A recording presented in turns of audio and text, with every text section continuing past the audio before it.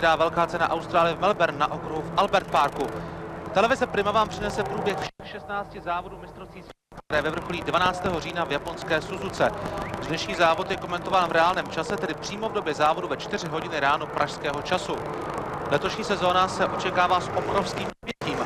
Po loňském ročníku, který skončil suverénním vítězstvím Michaela Schumachera a týmu Ferrari, se Mezinárodní automobilová federace rozhodla udělat několik výrazných změn v pravidlech, které by měly průběh velkých cen udělat zajímavějším a dramatičtějším.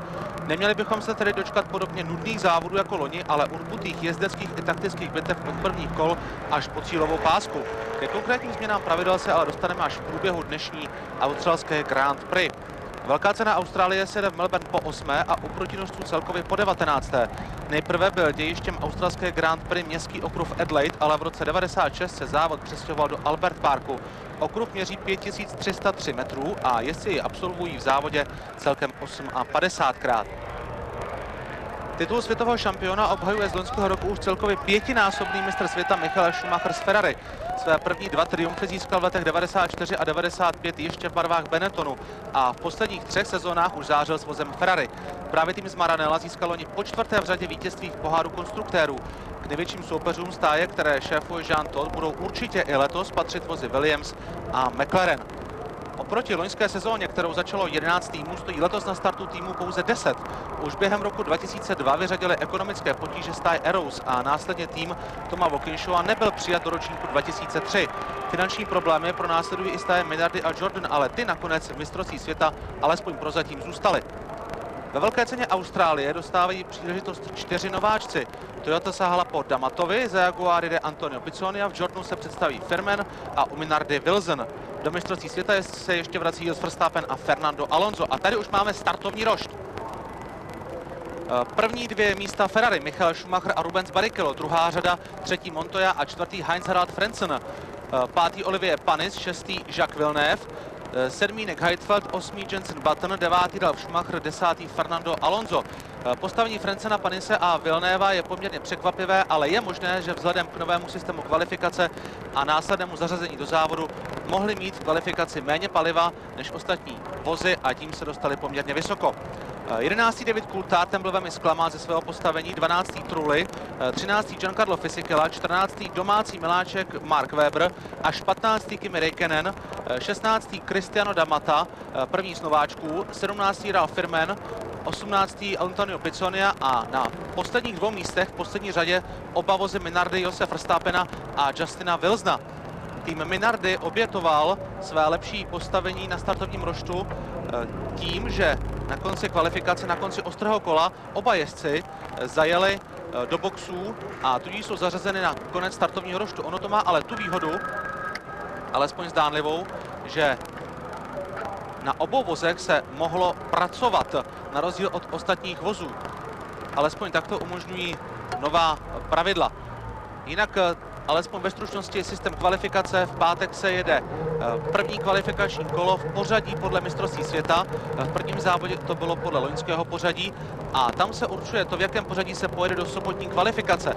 Ta se potom jede od nejpomalejšího v pátek po nejrychlejšího v páteční kvalifikaci.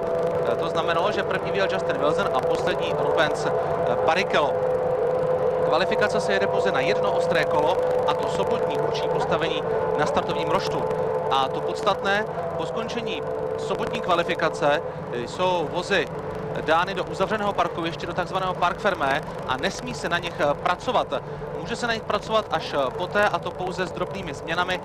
Ty úpravy jsou povolené, jen velmi nepatrné, to znamená například výměna oleje nebo těsně před závodem v případě změny klimatických podmínek úprava nastavení na mokrou trať a přesutí pneumatik na mokrou trať. K tomu došlo právě i před velkou cenou Austrálie, protože před startem začalo pršet, sprchlo si nad Albert Parkem a jezdci tedy museli nazout mokré pneumatiky. Ovšem někdo nazul mokré a někdo takzvané přechodné, ale většina z jezdců bude zřejmě jezdit alespoň v úvodních kolech na přechodných pneumatikách, protože trať není úplně mokrá, už vidíme i z těchto záběrů, že v některých místech dokonce osychá. Tak jezdci nám vyrážejí do zaváděcího kola a my si představíme trať velké ceny Austrálie. Okruh v melbourneském Albert Parku měří zmiňovaných 5303 metrů a celý je situován kolem jezera a skýtá spíše středně rychlé zatáčky. Jezdce čeká po startu velmi těžká dvojice zatáček Jones a Brabham, kde bude určitě hned v úvodu pořádná tlačenice. Tam právě loni těsně před touto zatáčkou došlo ke kolizi Ralfa Schumachera, který létal nad hlavou Rubense Barrichella, a pak tam došlo k hromadné kolizi, ale závod pokračoval, nebyl přerušen, pouze vyjel před rokem safety car. Pak následuje poměrně dlouhá rovinka k nejpomalejšímu místu trati, kde jezdci z 290 km/h brzdí až na 70.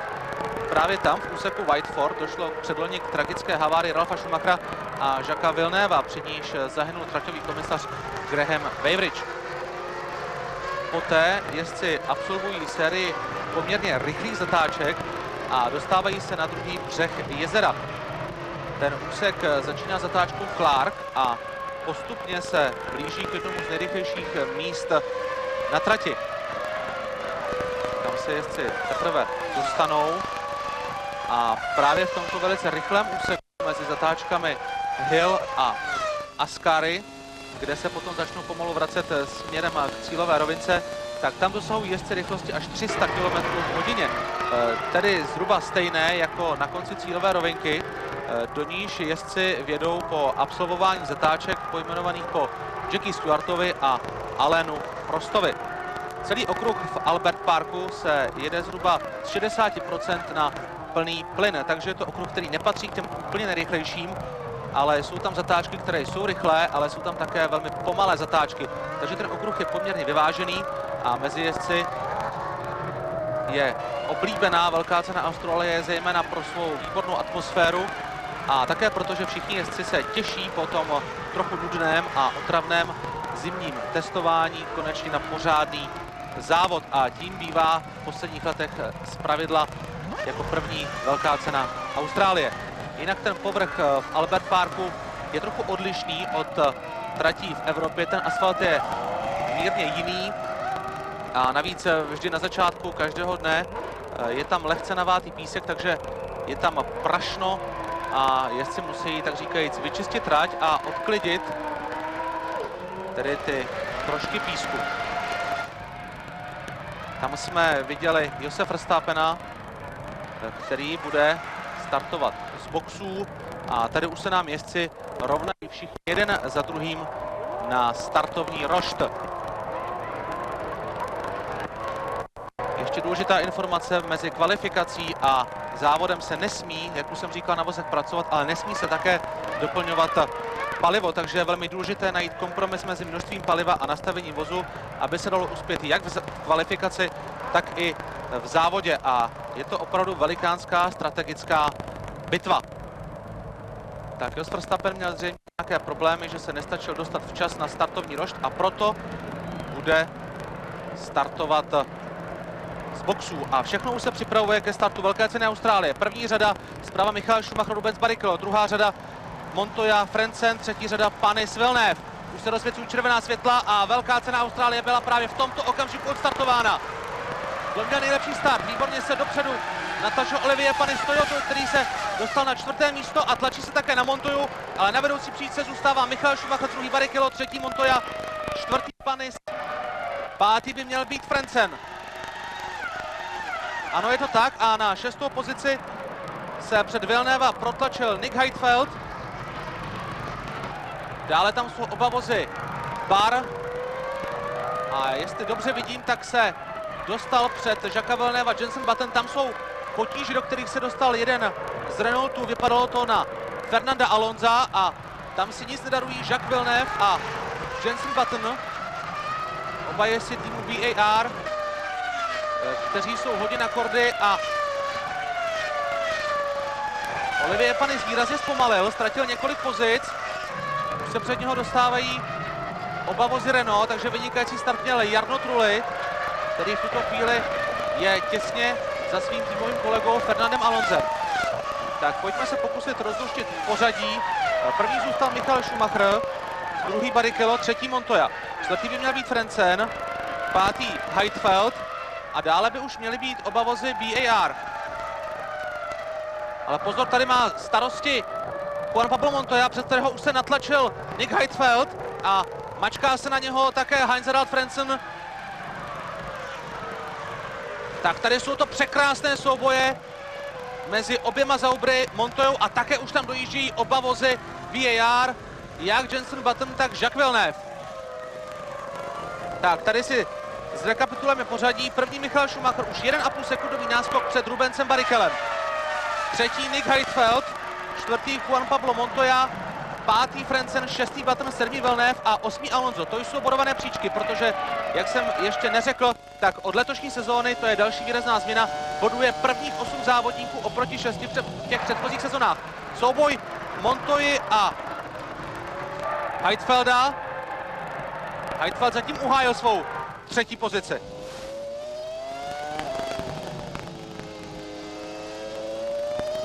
Tady krásný pohled z vozu Juana Pablo Montoye, který si ale musí stále hlídat za sebou jedoucího Frentzena a také dorážejícího Buttona s Villenevem. Button měl tedy výborný start, ale nejvíce se dokázal protlačit dopředu Nick Heidfeld. Jenže všechno může být způsobeno také týmovou strategií, protože Heidfeld může mít lehký vůz a tím pádem má v úvodu závodu výhodu, ale bude záležet potom na tom, kdy zajede poprvé do boxu, aby hlavně dotankoval palivo. Vepředu je ale všechno jasné, tam jsou zatím suverénně Michael Schumacher a Rubens Barrichello, ačkoliv jedou s loňským modelem Ferrari F2002. Letošní model zatím není ještě k dispozici a měl by se poprvé na trati objevit buď v Brazílii, což by byla ta lepší varianta pro Ferrari, nebo až při velké ceně San Marina v Imole. Heidfeld trošku poodjel Montoyovi za Kolumbijcem Frentzen, Button a Villeneuve. Podívejme se, jak si vedou jezdci dále. Je tam Alonso a pak už je drobný odstup. A na 9. pozici by měl být Jarno Trulli. Předu obrovský náskok Michaela Schumachera a Rubense Barrichello. Podívejte se, jak už to daleko předu. A Montoya útočí na Heidfelda a už je před ním. Takže Montoya se vrací na 3. pozici, tedy na místo, ze kterého odstartoval, a Heidfelda osouvá na 4. místo.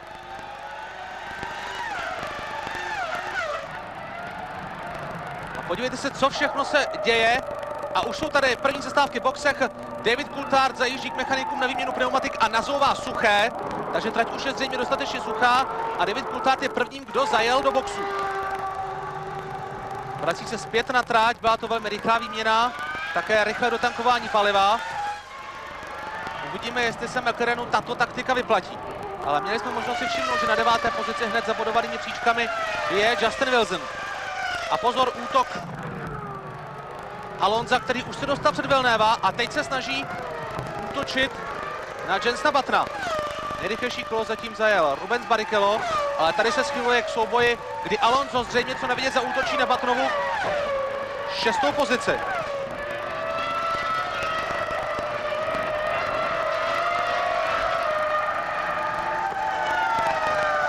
Vedou tedy Michael Schumacher a Rubens Barrichello, 3. Montoya a došlo tam k výměně vozů Sauber. 4. jede Frentzen a 5. v tomto okamžiku Heidfeld. 6. Button a těsně v patáku ale jede Fernando Alonso. Jacques Villeneuve mírně ztratil a tady uvidíme potom postaví na dalších místech, tedy zabudovanými příčkami. 9. tam byl Wilson, který se velmi dobře protlačil dopředu. A už je tady onen avizovaný útok a oba vozy Renault útočí na vozy Bar. Tak Alonso už je před Buttonem a uvidíme, jestli se podařilo dostat Trullimu před Villeneva. Ano, je to tak. Takže oba jezdci týmu Renault úspěšně zaútočili na oba piloty týmu BAR. A Alonso je nažavený a už útočí na Nicka Heidfelda. A Jarno Trulli je těsně za Jensonem Buttonem. Tak zdá se, že nové úpravy pravidel se alespoň pro tuto chvíli při velké ceně Austrálie vyplácejí. Vidíme nesmírně dramatickou podívanou hned v úvodních kolech, kdy dochází překrásným soubojům mezi Montoyou, potom oběma Zaubry, oběma Renaulty a také oběma vozy BAR. Tady pořadí za body. 9. byl Villeneuve a tak dále. Závěr startovního pole, 17. Fisichella, 18. Damata a 19. Verstappen. Coulthard je 20. ale je to způsobeno tím, že už zajel do boxu na první výměnu pneumatik a jede tedy na suchých pneumatikách. Tady vidíme, že trať už je poměrně dost oschlá. A bude otázkou, kdy se odhodlá k výměně pneumatik na suché. I Michael Schumacher, který, jak jsme měli možnost vidět, vyrazil do závodu na přechodných pneumatikách. Tak, tady průjezd čtvrtým kolem. Na vedoucích příčkách se nic nezměnilo.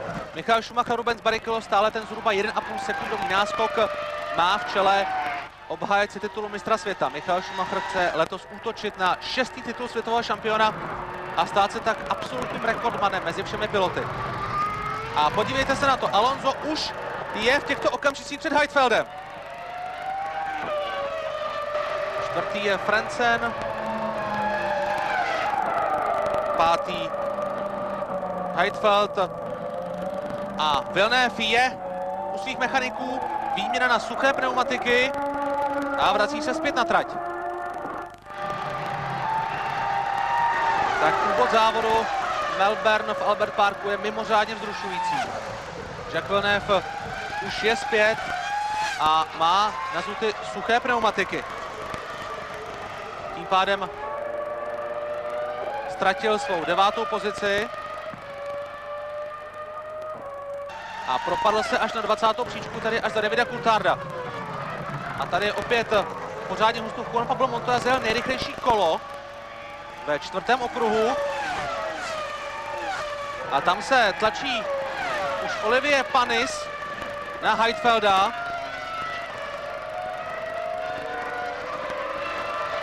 A vypadá to, že... A vynikající manévr předvádí Ralf Schumacher, který předjíždí nejen Panise, ale okamžitě se dostal také před Heidfelda. Tak to bylo famózní věc, kterou předvedl Ralf Schumacher, ale pozor, také Mark Webber se tlačí dopředu, už je před Panisem a útočí také na Heidfelda. Heidfeld tedy byl v průběhu prvních 2 kol dokonce na 3. pozici a 4. už máme Alonza, který se musel dostat před Frentzena, ano. Frentzen je tedy 5., 6. Trulli, 7. Ralf Schumacher a 8. Nick Heidfeld. Ale už to není pravda, Mark Webber je na 8. pozici. A do boxu jde také Jenson Button, takže vozy BAR se propadly za ty bodované příčky a příčinou toho mohou být samozřejmě pneumatiky. Jenson Button jde podobně jako Jacques Villeneuve na suché. Proto se mohl propadnout také Heidfeld. A pozor, Rubens Barrichello měl kolizi a jeho levé přední kolo je jednoznačně zničené. Přední zavěšení je zničené a Rubens Barrichello tedy musí odstoupit z velké ceny Austrálie. Tak první odpadnutí Rubens Barrichello. Někde mimo záběry kamer, možná, že uvidíme celou situaci v záznamu, se dostal zřejmě do kontaktu s bariérou a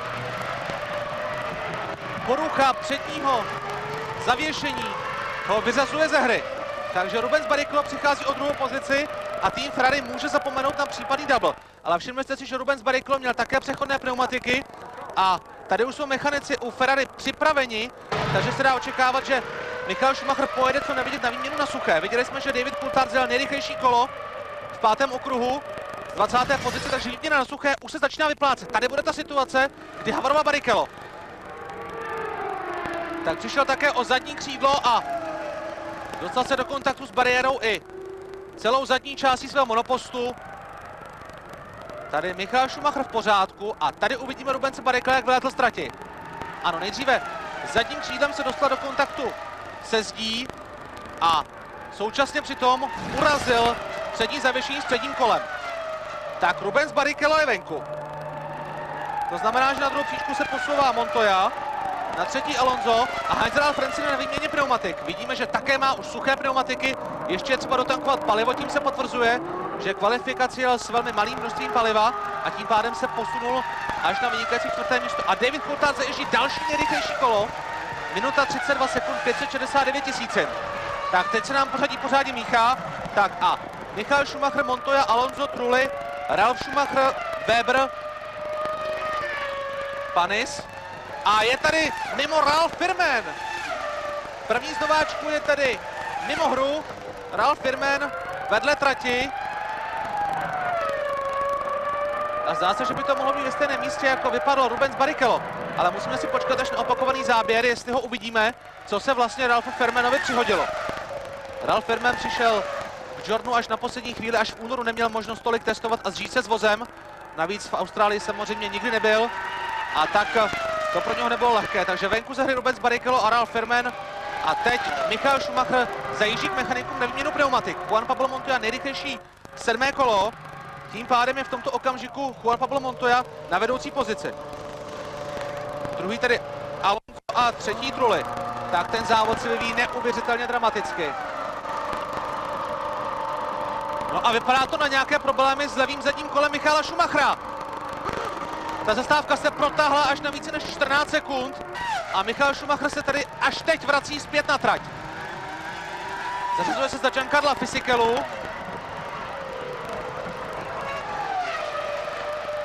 Nejrychlejší kolo Fernando Alonso. Překonal Montoyu. A teď v boxech také Nick Heidfeld, který vypadl z bodovaných příček. Tak to je nádhera. To jsou závody, jak mají být. Každou zatáčkou se něco děje. Nick Heidfeld se vrací na suchý gumách.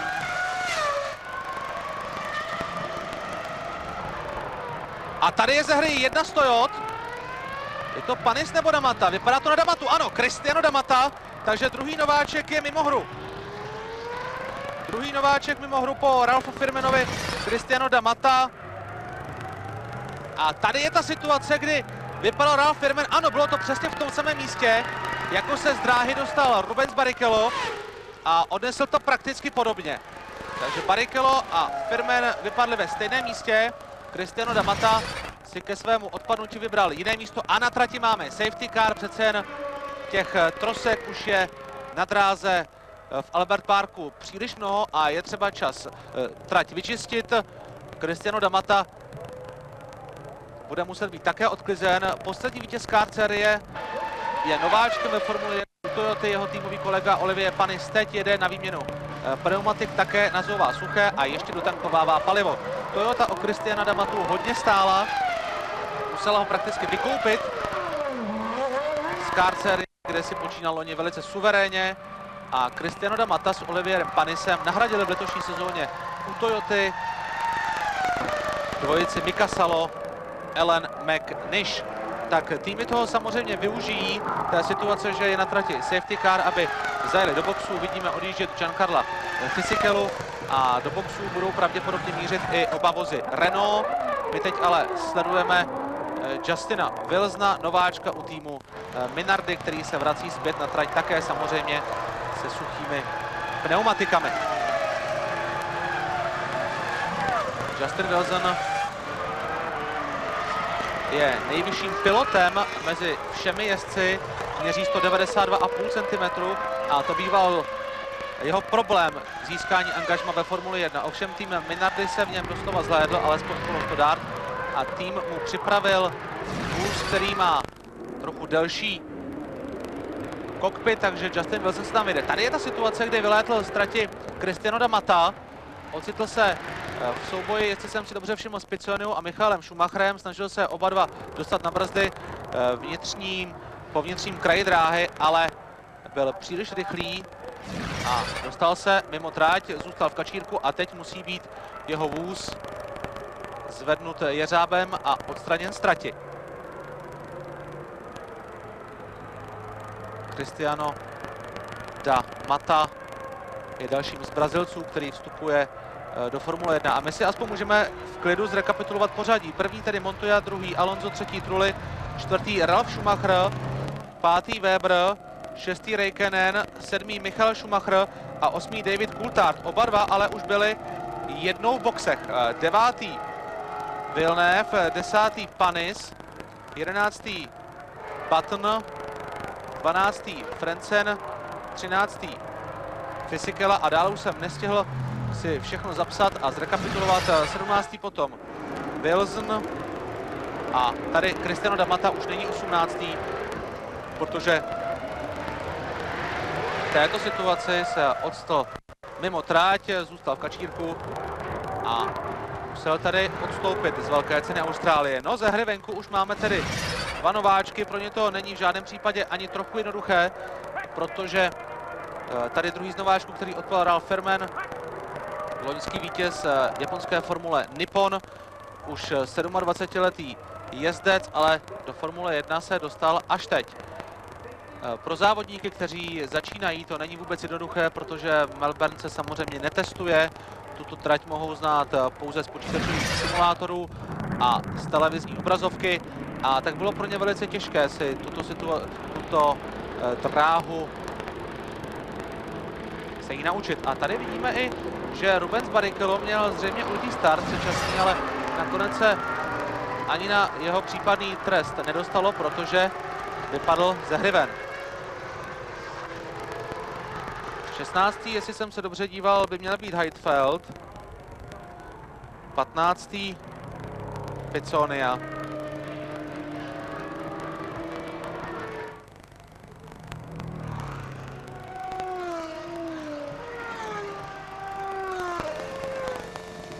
Tak tady sledujeme pohled z vozu Jarna Trulliho. I v loňském roce byl na trati safety car, po té nehodě a po té velké kolizi v první zatáčce. Jarno Trulli byl také na předních pozicích, ale potom mu jezdecká chyba vyřadila ze závodu. Tady nám vyjelo kompletní pořadí i se zastávkami v boxech, kde zatím nebyl Montoya, také nebyl Alonso, ani Trulli, ani Ralf Schumacher.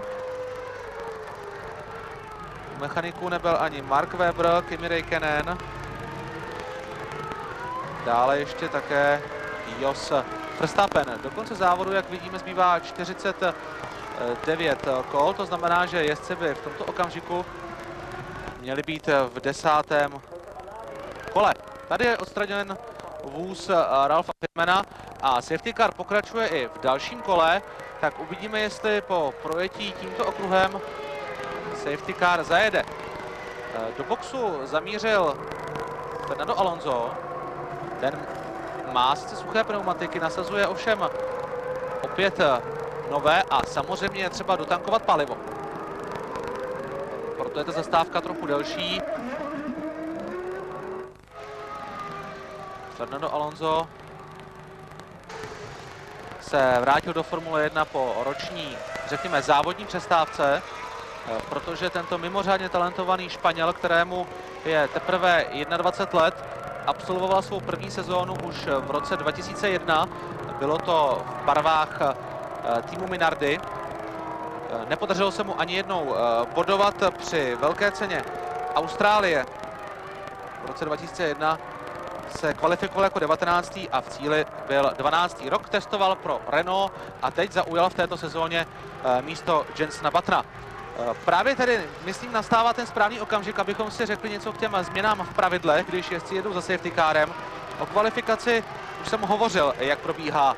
I o tom, že buduje prvních 10 jezdců, prvních 8 jezdců systémem 10 pro prvního, 8 pro druhého, 6 pro třetího, 5 pro čtvrtého, 4 a pak 4, 3, 2 a 1 bod. Změna se týká i pneumatik, protože týmy mohou mít k dispozici pouze 2 druhy pneumatik, 2 směsi. Dříve to bylo tak, že každý dodavatel pneumatik dodával 2 druhy pneumatik pro všechny týmy. Teď si každý z týmů může vybrat 2 druhy suchých a 1 typ mokrých. Musí tady zvolit buď přechodné nebo vyloženě mokré pneumatiky. Tady máme změnu v pořadí, protože se nám všechno posunulo dopředu tím, že Fernando Alonso jel na výměnu pneumatik. A Alonso tím pádem bude až na chvostu startovního pole.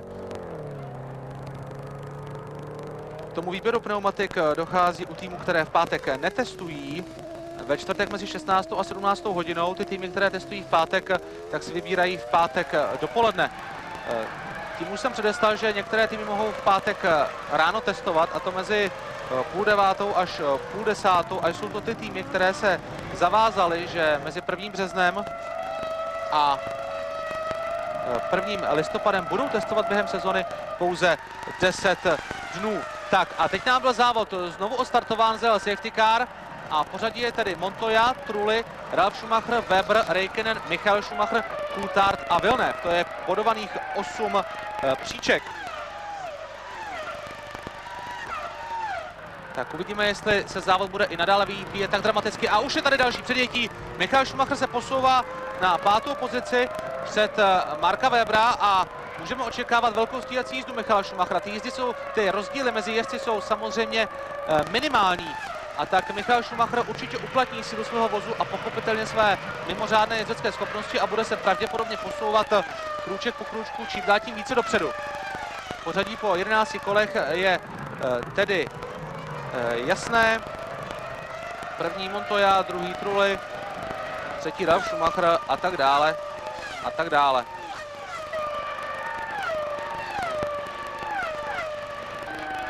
Dopředu se posunul před Webera a také Kimi Räikkönen, který je v tuto chvíli na 4. pozici. Tak ještě tedy doplním ty informace ohledně nových pravidel. Jsou omezené možnosti, jak použít náhradní vůz. Je to možné pouze od sobotního warm-upu. O tom, že vozy jsou po sobotní kvalifikaci až do závodu zavřeny v uzavřené zóně, v uzavřeném parkovišti, už jsem hovořil. Warm-up, ten nedělní, byl zrušen a v neděli dopoledne se tedy nejede, v neděli je na programu pouze závod a warm-up byl přesunut před kvalifikaci, tedy na sobotu na čas 13:30 až 13:45. Warm-up tedy má pouze 15 minut. Ještě doplním informaci k testování. K tomu testování mezi 1. březnem a 1. listopadem a pouze 10 dnů se zavázali Renault, Jaguar, Jordan a Minardi a všechny tyto týmy právě v pátek dopoledne na okruhu v Albert Parku testovali. Je zakázána také týmová režie, ale Mezinárodní automobilová federace ví, že může postihovat jen zcela jasné, viditelné případy. Pak jsou tady změny, pokud se týká elektroniky, ale ty vejdou v platnost až po 18. červenci od velké ceny Velké Británie. Nesmí se používat elektronická kontrola trakce, také bude zakázána launch control, která umožňuje elektronicky řízený start. Pak bude také zakázáno používání automatických převodovek a bude zakázána obousměrná komunikace mezi jezdcem a boxy. Informace mohou tady chodit pouze od jezdce do boxů, nikoli ovšem opačně. To znamená, že elektronicky nebude možné ovlivňovat chování vozu během závodu a dávat jezdci jakékoliv informace. Ten bude odkázán tady opět pouze na tabule na takzvané pitwall, tedy na zdi mezi tratí a boxovou uličkou. Proč toto nařízení vstoupí v platnost až od velké ceny Velké Británie, je zcela jednoduché. Je to z toho důvodu, že týmy by nestihly v tak krátkém časovém úseku připravit své vozy právě na tyto velmi radikální změny. Dále ještě přišla v platnost novinka, a to systém ochrany hlavy a krku pro jezdce, takzvaný HANS. Ovšem jezdci s tím zatím nejsou příliš spokojeni, myslí si, že není příliš pohodlný a také není až úplně tak bezpečný. Například Rubens Barrichello má z toho bolesti zad a je s tím velmi nespokojen. Viděli jsme, že Juan Pablo Montoya zajel nejrychlejší kolo, vede zatím tento závod a určitě je velmi rád, že Michael Schumacher je zatím až na 5. pozici. Ten má ale už za sebou zastávku v boxech, Montoya nic takového zatím neabsolvoval. Rozdíl mezi Kimi Räikkönenem a Michalem Schumacherem je minimální, Weber už začíná trošičku ztrácet. Kimi Räikkönen startoval do závodu až z 15. pozice a byl podobně nespokojený jako David Coulthard, který startoval z 11. místa. Oba dva jezdci měli velké problémy při trénincích. David Coulthard v sobotu měl potíže s palivovým čerpadlem. Podobná situace ho potkala i v sobotu ve volném tréninku, ale to bylo ještě předtím. Měl nehodu, kdy poničil pravé zadní kolo a jeho vůz musel být tedy dáván dohromady. Podobně jako v případě Kimiho Räikkönena, který narazil do zdi a urazil levé přední kolo. V kvalifikaci David Coulthard se odstl na chvíli mimo trať, udělal chybu a propadl se až na 11. místo a Kimi Räikkönen se dostal na trati ještě o něco více. Byl celým svým vozem v trávě, vrátil se a to bylo v posledním úseku trati, kde ztratil zhruba 2 sekundy a propadl se tedy až na 15. pozici. A podívejte se, co všechno ty změny způsobily, že Kimi Räikkönen je v tomto okamžiku na 4. pozici. Tak, zopakujeme si pořadí. Vede Juan Pablo Montoya s téměř 5sekundovým náskokem před Trullim. 3. krouží Ralf Schumacher, 4. Kimi Räikkönen, 5. Michael Schumacher, 6. Mark Webber, 7. David Coulthard a 8. Jacques Villeneuve. Na velmi dramatickou podívanou v průběhu velké ceny Austrálie se za několik okamžiků opět vrátíme. právě včas, protože do boxu zajel v tuto chvíli vedoucí závodník Juan Pablo Montoya. Spolu s ním by měl být v boxech také Jarno Trulli. Montoya už se vrací zpět a v boxech také Ralf Schumacher. To možná maličko nevyšlo týmu Williams, protože oba jezdci vyjeli do boxu ve stejný okamžik. Viděli jsme, že Jarno Trulli už se vrací zpět a Ralf Schumacher má tam problémy s pravým zadním kolem. Takže starosti, které mýval tým Williams v loňské sezóně při zastávkách v boxech, přetrvávají i letos. Možná jste zaregistrovali takové zavrtění hlavou ze strany Ralfa Schumachera. Říká, že to snad není možné. Loni měl potíže při zastávkách v boxech a stejně tomu také i v prvním závodě letošní sezony. A podívejte se, Ralf Schumacher má hned problémy. Zřejmě neměl dostatečně zahřáté pneumatiky, udělal hodiny, zatím ho nikdo nepředjel. Pravděpodobně se vrátil až na posledním místě zpět na trať a Ralf Schumacher tady ztratil nejenom v boxech, ale pak ztratil také hned v první zatáčce Jones a Brabham. Tak Ralf Schumacher, který se z 9. místa na startu dokázal protlačit až na 3. pozici, má opět smůlu a pak udělal navíc jezdeckou chybu. A teď bude muset dohánět hodně velké manko. V čele je v tuto chvíli Kimi Räikkönen a my vidíme opuštěný vůz Marka Webera, který se dostal mimo trať a pak mu vystaly technické problémy a musel v 15. kole ze závodu odstoupit. Vidíme v garáži Justina Wilsona, na jehož voze se usilovně pracuje. Ztratil tak samozřejmě veškeré naděje na dobré umístění Justin Wilson, ale určitě by rád se vrátil na trať a závod alespoň dokončil. Tým Minardi má málo finančních prostředků, bojuje o záchranu neustále a potřebuje odjezdit co nejvíce kilometrů. I z toho důvodu, aby mohl tým pracovat na svém voze, obětoval kvalifikaci. A tady vidíme odjíždět Marka Webera. Tady je ta situace, kdy byli takhle v kontaktu s Ralfem Schumacherem. Tam byl, jestli jsem dobře viděl, Jarno Trulli, každopádně ne z vozu Renault. Nepodařilo se mi včas zaregistrovat přilbu jezdce. A na trati je opět safety car. Ano, je to způsobeno tím, že zůstal vedle dráhy vůz Marka Webera, kterého jsme viděli odjíždět na motorce. Tak v čele závodu je Kimi Räikkönen, druhý Michael Schumacher, třetí David Coulthard. Dále tam vidíme Villeneuva, Panise, Buttona a tak dále. Tady si můžeme zrekapitulovat pořadí po 18 kolech. Tady to bude všechno přesné. Vede tedy Kimi Räikkönen, druhý Michael Schumacher, třetí Coulthard, čtvrtý Villeneuve, pátý Button, šestý Panis, sedmý Montoya a osmý Frentzen. Takže to pořadí se nám opět po těch zastávkách v boxech pořádně zamíchalo. Jediný, kdo nebyl v boxech, je Jos Verstappen a také tam nebyl ještě Kimi Räikkönen. I proto se Kimi Räikkönen dostal na vedoucí pozici. Ale tím, že na trati je safety car, se nám teď celé startovní kole opět krásně sjede dohromady. Jenom pro ilustraci vám teď řeknu, jaké bylo postavení na startovním roštu a jaké postavení je teď po 18 kolech v době, kdy je na trati safety car. Na roštu stáli jezdci v pořadí Michael Schumacher, Barrichello, Montoya, Frentzen, Panis, Villeneuve, Heidfeld a Button. A teď je pořadí zcela odlišné. První Räikkönen, druhý Michael Schumacher, třetí Coulthard, ten se posunul z 11. místa. Villeneuve je čtvrtý, byl šestý, Button pátý, byl osmý, Panis klesl na 6. pozici z 5., Montoya ze 3. na 7. a Heinz-Harald Frentzen ze 4. na 8. My se díváme na trať z pohledu Jensena Buttona, který na 5. místě. Už jsem hovořil o tom, že s Jacquem Villeneuve nemají zrovna ideální vztahy.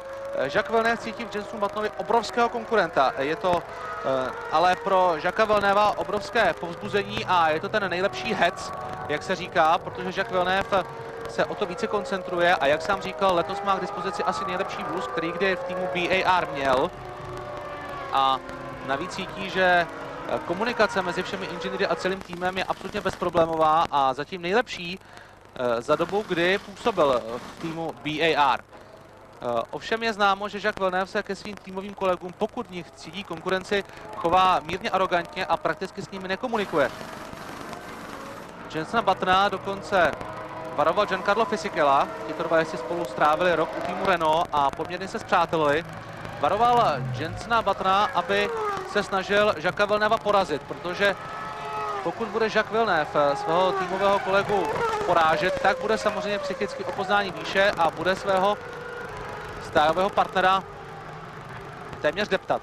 Takže Button chce být lepší než Villeneuve a to je pro tým to nejlepší, aby oba jezdci byli těmi správnými konkurenty. Pořadí zůstává stejné, protože na trati máme safety car, jezdci, jak jsme viděli, zahřívali pneumatiky a budou se chystat na další odstartování australské Grand Prix. Tady už je odvážen stranou vůz Marka Webera. Mark Webber byl v jednom kole v Austrálii, domácí miláček, musel být mnohokrát v televizi, navštívil dokonce dětskou nemocnici v Melbourne, zúčastnil se autosalonu v Melbourne, místní motor show. Byl na všech plakátech, na billboardech, prostě Mark Webber byl s osobněním velké ceny Austrálie a není se co divit, protože loni jako nováček přišel do týmu Minardi a hned v prvním závodě v Austrálii, tedy na domácí půdě, dokázal získat pro Minardi 2 body za 5. místo a možná si pamatujete na jeho krásný souboj o 5. příčku, kdy doslova vyautoval Miku Sala. Mika Salo se tenkrát snažil dostat před Marka Webera, ale udělal chybu. Sice pokračoval dál, Salo získal 1 bod, ale Mark Webber se svou 5. pozici uhájil. Nic na tom, že od té doby už bodovat nedokázal, ono s vozem Minardi to bylo prakticky i nemožné, ale Mark Webber si ve světě Formule 1 udělal obrovské jméno a tím pádem se dostal i k velmi zajímavému angažmá u týmu Jaguar. Tým Jaguar prochází poměrně značnou restrukturalizací, protože skončil jako šéf týmu před koncem loňského roku, tedy kalendářního roku, Niki Lauda a jeho roli supluje Tony Purnell, ale stále ještě není ten pravý šéf u týmu Jaguar, jako byl Niki Lauda nebo před ním Bob Rahal. Dokonce se hovořilo o tom, že by roli šéfa týmu mohl převzít Alex Zanardi, bývalý jezdec Formule 1 a hlavně vítěz kart série, který po těžké havárii v roce 2001 na Lausitzringu přišel o obě nohy a je tedy upoután na invalidní vozík, ale chodí také s francouzskými holemi a s protézami. Tak, závod byl znovu odstartován a už se tam opět dějí zajímavé věci. Panis útočil na před ním jedoucího Buttona, ale musel si dát pozor na dorážejícího Montoyu. Tak, zatím se pořadí na prvních 8 místech nezměnilo a už se nám tady mění. Juan Pablo Montoya se dostává před Panise a je tedy 6. Zabodovanými příčkami jsou v těchto okamžicích oba vozy Renault, ale je pravděpodobné, že se budou posouvat dopředu. Když teď už se situace trošku sklidnila, protože prakticky všichni jezdci už za sebou mají zastávku v boxech až na Verstappena a Räikkönena. Pořadí po 20 kolech je tedy následující. Tam už je zaregistrována i ta změna, že Montoya se posunul na 6. místo před Oliviera Panise. Kimi Räikkönen má s velkou cenou Austrálie spojené zatím samé pozitivní okamžiky. Protože když vstupoval do Formule 1, to bylo v sezóně 2001 v barvách týmu Sauber, tak hned v první velké ceně tady v Albert Parku při jeho premiéře ve Formule 1 dokázal bodovat. A pozor, tady je mimo Nick Heidfeld. Takže Nick Heidfeld je dalším odstupujícím a teď můžeme krásně vidět na jeho krku právě ten nový systém ochrany hlavy a krku Hans. Nick Heidfeld byl také jedním z jezdců, kteří si stěžovali. Říkal, že není možné se dokonale soustředit na pilotování. A co chybělo, aby trefil Ralfa Schumachera, který na to také doplatil, ocitl se mimo tráť, ale zdá se, že ten štěrk dokázal přejet a pokračuje dál, i když samozřejmě má určitě na pneumatikách značné množství nečistot. Ale naštěstí pro něho se dokázal Heidfeldovi vyhnout.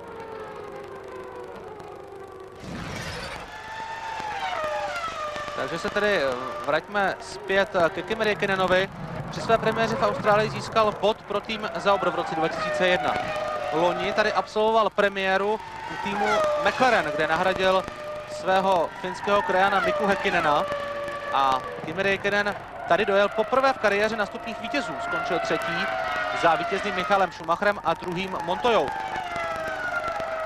V průběhu sezóny Kimi Räikkönen té loňské sezóny měl obrovskou smůlu, protože 10 závodů nedokončil, zpravidla pro technické závady, ale když závod dokončil, tak vždycky dokázal bodovat. Velmi blízko vítězství byl na okruhu v Manicourt při velké ceně Francie, kde ale se nakonec v závěru před něho dostal Michael Schumacher a Michael Schumacher tam mohl slavit titul mistra světa.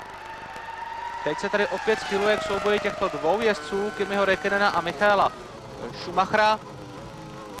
Michael Schumacher stále stahuje ten náskok finského pilota, je za ním v těsném závěsu a zřejmě se co nevidět dočkáme útoku ze strany pětinásobného mistra světa. A podívejte se, jak si Kimi Räikkönen hlídá zuby nechty svou pozici. Jak se mu zakouřilo ve chvíli, kdy brzdil.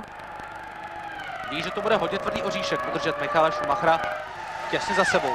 Už jsem hovořil o tom, že tým Ferrari jede nejméně první dvě velké ceny s loňským modelem F2002 a nasazení nového vozu F2003 GA, to GA znamená jméno Gianni Agnelliho, zesnulého šéfa Fiatu, je to na jeho památku.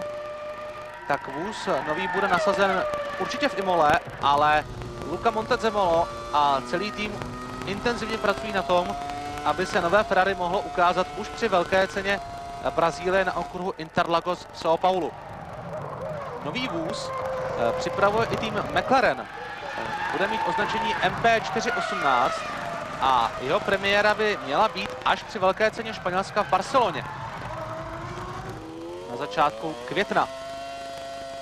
Ty první velké ceny letošní sezóny absolvuje tým McLaren s aktuální verzí loňského modelu MP417, tentokrát s označením D. Není to sice úplně nový vůz, ale je vývojově o krok dále, než byl monopost, který absolvoval poslední závod loňské sezóny, tedy velkou cenu Japonska v Suzuce.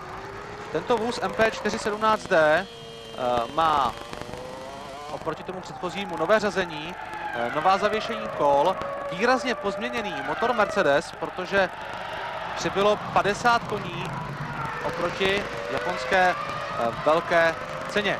Takže ten vůz není úplně nový, ale je určitě vývojově o krok dále než monopost, se kterým tým McLaren absolvoval loňskou sezónu. Tak zdá se, že závod se nám dostává do standardních kolejí, že dotankování paliva a jednotlivé strategie podle množství paliva v kvalifikaci a v závodě se nám začínají srovnávat a už nedochází k tolika dramatickým okamžikům jako v první části závodu, ale určitě ty dramatické okamžiky, co nevidět, přijdou. Protože Michael Schumacher je v těsném závěsu za vedoucím Kimi Räikkönenem. Tady vidíme souboj této dvojice a určitě si nic nedarují ani na čtvrté a páté pozici stájoví kolegové týmu BAR, Jacques Villeneuve a Jenson Button. Tým BAR, říkám zcela záměrně už ne Bar, protože byl lehce pozměněn název tohoto týmu, zatímco v předchozích sezónách se tým jmenoval Bar, nebo chcete-li BAR, tak tato tři písmena byla dána dohromady. Teď jsou všechna tři písmena oddělena tečkami a tým by se tedy měl číst BAR, nebo chcete-li po česku BAR. Došlo také k designerské úpravě vozů, myslím tím tady, pokud se týká vzhledu, samozřejmě designerské úpravy proběhly, to je pochopitelné. Pokud se týká aerodynamiky, vůz teď vypadá lehoulince jinak, ale ty odlišnosti nejsou nijak zásadní. Prakticky žádný z týmů neprošel nějakou výraznou designerskou obměnou. Barvy všech týmů, všech vozů tedy zůstávají prakticky stejné, jako tomu bylo v loňské sezóně. Možná jen u Toyoty přibylo trošku více červená, ale jinak je všechno stejné jako v loňském roce. Michael Schumacher doráží na Kimiho Räikkönena.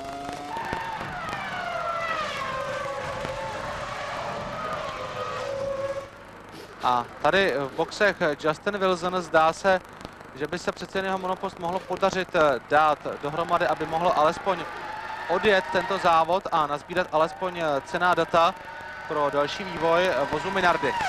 Minardi má letos k dispozici odlišný motor než v loňské sezóně a také odlišné pneumatiky.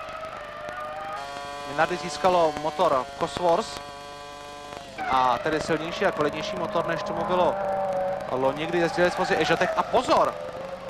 Tým BAR poslal do boxu oba dva své jezdce. Sledujeme, jak se vyměňují pneumatiky Jacques Villeneuvovi a tady musí čekat Jenson Button. Tak to je opět trochu nezvládnutá situace. Něco podobného už bylo u týmu Williams. A zatímco Jacques Villeneuve se tady vrátí poměrně v klidu a nestratí tolik jako Button, tak britský pilot ztratí nejen dobu, kterou strávil v boxech u mechaniků, ale také ztratil takový čas, jaký pobyl Jacques Villeneuve u mechaniků. Tak to bude velká ztráta pro Jensona Buttona a určitě v těchto okamžicích vypadne z bodovaných pozic, stejně jako jeho stájový kolega.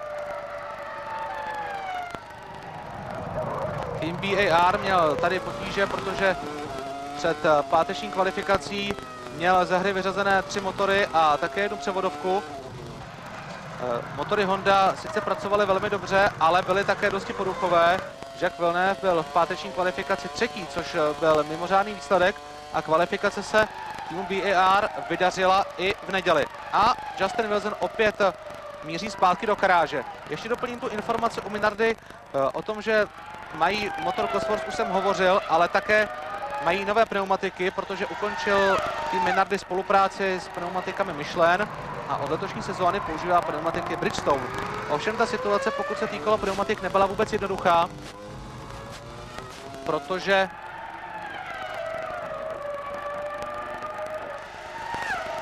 nebylo dlouho dohoda a tak předně v testech se dokonce tým Minardi objevil s hladkými pneumatikami se sliky pneumatikami Avon, které jsou určeny pro Formuli 3000. Tady nám naskakuje pořadí, vede Räikkönen, druhý Michael Schumacher, třetí Coulthard, tam se nic nemění, ale čtvrtý je Montoya, pátý Panis, šestý Frentzen, sedmý Fisichella a osmý Trulli. Tak to je všechno samozřejmě způsobeno tím, že do boxu zajali Villeneuve a Button. Oba jezdci už za sebou mají 2 zastávky v boxech a je možné, že to byla také jejich poslední zastávka, ale uvidíme, jak se to všechno vyvine, protože takhle, jestli pojedou ještě jednou do boxů, tak by to znamenalo, že skutečně jeli kvalifikaci s malým množstvím paliva a proto zamířili do boxů už velmi brzy v začátku závodu. Tady se do boxové uličky vrací Nick Heidfeld, vidíme ho jít právě boxovou uličkou podél pitwall. Nick Heidfeld, pro něho závod skončil.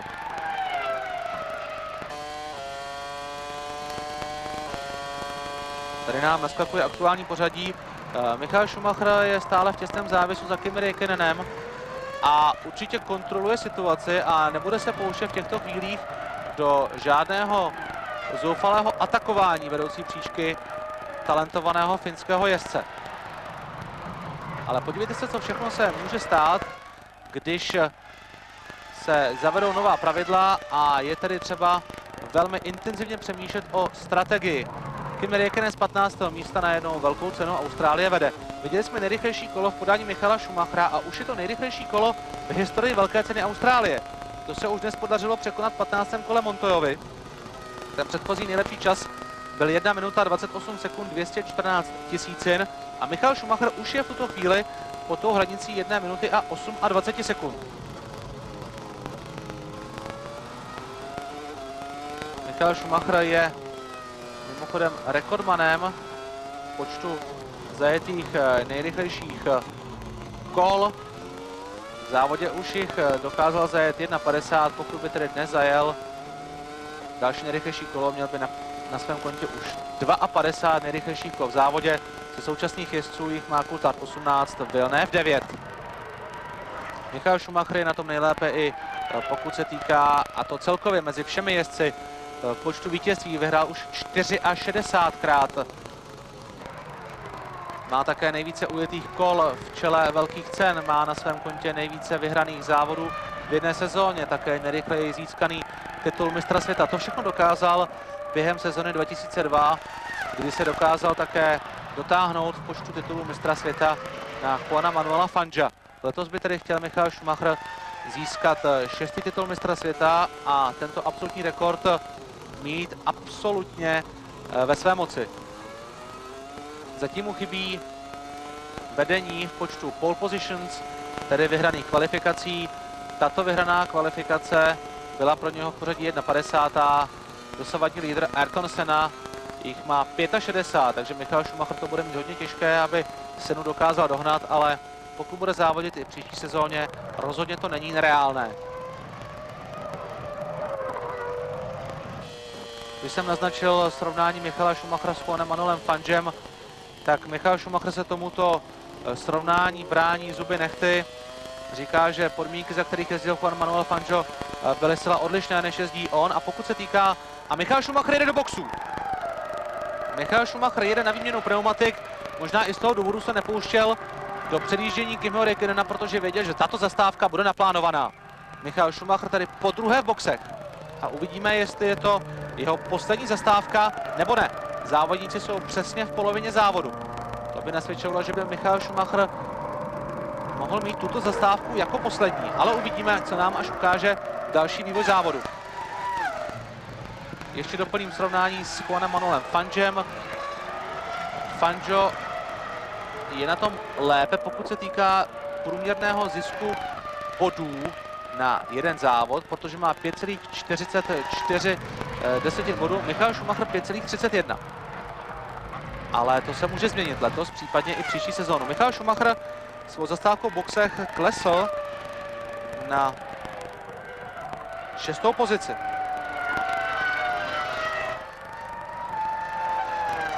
To znamená, že na druhém místě za Räikkönenem je David Coulthard, takže v čele jsou oba vozy McLaren. Tak takovouhle situaci už dlouhou dobu nepamatujeme. Vlastně od doby, co nastoupilo suverénní Ferrari, tak něco podobného jsme nevídali příliš často. Třetí je Montoya a podívejte se, jaký náskok před ním Kimi Räikkönen má. Zdá se, že tým McLaren tedy zvolil nejlepší strategii. A Räikkönen s Coulthardem jsou tedy v čele velké ceny Austrálie. Třetí Juan Pablo Montoya. Čtvrtý by měl být Panis. Pátý Frentzen. Šestý Michael Schumacher. Sedmý Fisichella a osmý Trulli. Uvidíme, jestli nám to potvrdí i grafika australské režie. Jestli takové pořadí skutečně, tak je tam změna. Panis se nám hluboko propadl. Čtvrtý je Frentzen, pátý Fisichella. Trulliho máme sedmého a uvidíme, jestli Panis bude osmý. Tak ne! Verstappen se nám protlačil na 8. pozici a Bus Minardi je tedy opět na bodech, stejně jako loni. To znamená, že Panis vypadl z bodovaných příček. Kimi Räikkönen nejrychlejší kolo v závodě. 1.27, 373 tisícin. A je tady trest pro Oliviera Panise. Projetí boxovou uličkou. Zdá se, že Olivier Panis si už ten trest odpykal a proto se nám tolik propadl. Ale těžko říci, za co byl Olivier Panis potrestán. Nemám k dispozici počítač, který je případně v komentátorské kabině přímo na závodišti, tady v pražském studiu nic podobného k dispozici nemám, takže se můžu jen domnívat, co bylo příčinou toho potrestání Oliviera Panise. Antonio Pizzonia má problémy, ocitá se mimo tráť a bylo to ve stejném místě, jako vypadl Mark Webber. Takže vozy Jaguar měli potíže na stejném místě, ale na rozdíl od Marka Webbera Antonio Pizzonia pokračuje dál ve velké ceně Austrálie. Stejně jako pro Firmena, Damatu a Justina Wilsona je to premiéra pro Antonia Pizzoniu. Pizzonia měl už dříve zkušenosti z Formulí 1, protože poslední sezónu testoval u Williamsu jako smluvní jezdec Petrobrasu a za Petrobras také jezdil Formuli 3000. Tento seriál závodu sice nikdy nevyhrál, ale přesto se mu podařilo získat angažmá u týmu Jaguar po letošní sezónu. Verstappen z 8. pozice do boxů. Dochází k výměně pneumatik i doplnění paliva.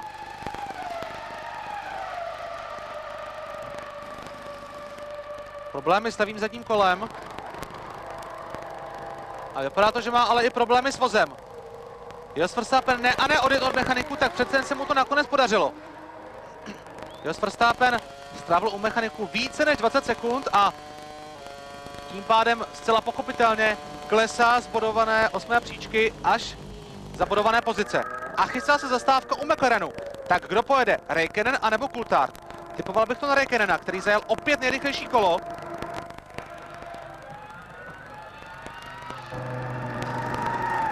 Tak David Coulthard je ale u mechaniků. Pro Coultharda je to druhá zastávka v boxech. Dotankování paliva.